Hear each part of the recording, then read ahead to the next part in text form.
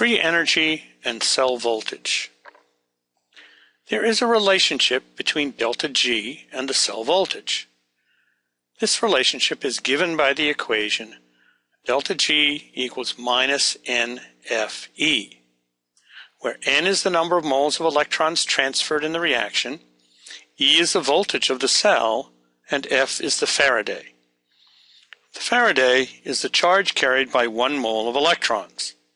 1 Faraday equals 96,485 coulombs per mole, or 96,485 joules per volt mole. This means that under standard conditions, delta G0 equals minus NFE0. The standard free energy change for a reaction can be used to calculate the standard voltage for the reaction, and vice versa.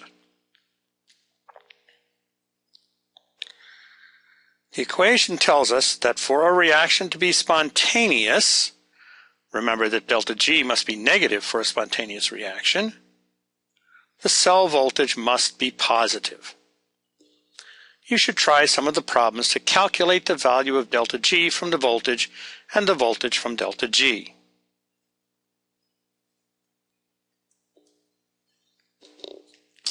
Do you remember the equation for finding the value of the free energy change at non-standard conditions? Here it is.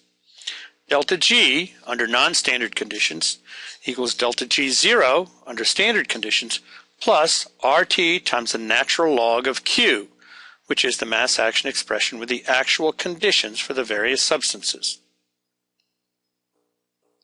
If we substitute in the equation we just learned, we get minus NFE equals minus NFE0 plus RT natural log of Q. We can rearrange the equation by dividing both sides by minus NF to get the Nernst equation. E equals E0 minus RT over NF times the natural log of Q. It is much more common to write this in terms of base 10 logarithms. E equals E0 minus 2.303 times RT over NF times the log base 10 of Q. 2.303 is the conversion factor from natural logs to log base 10. Using base 10 logs allows us to more easily estimate the value of log Q.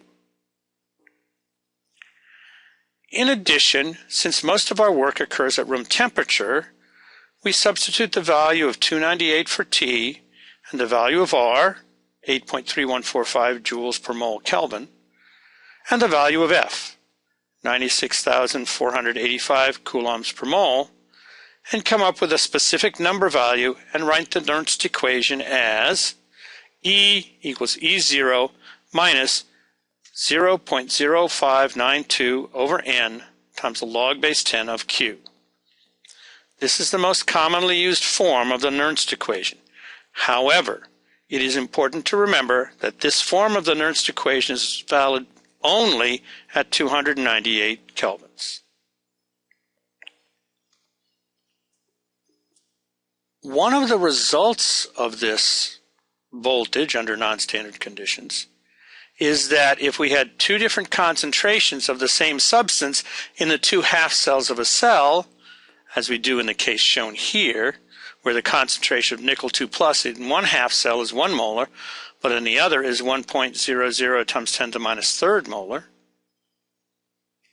In one half cell, we would have the reduction of nickel 2 plus to nickel, and in the other, we would have the reverse reaction, the oxidation of nickel to nickel 2 plus. Since the two half reactions are simply opposites, the standard voltage, E0, is 0. However, since the concentrations are not the same, the value of Q is not 1, and log Q would not be 0. As long as the concentrations are not equal, the value of E would not be 0. This type of cell is called a concentration cell. When left to run, eventually the concentrations would become equal.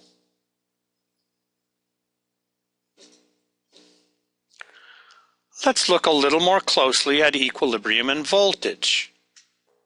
At equilibrium, delta G equals 0, so E equals 0 as well.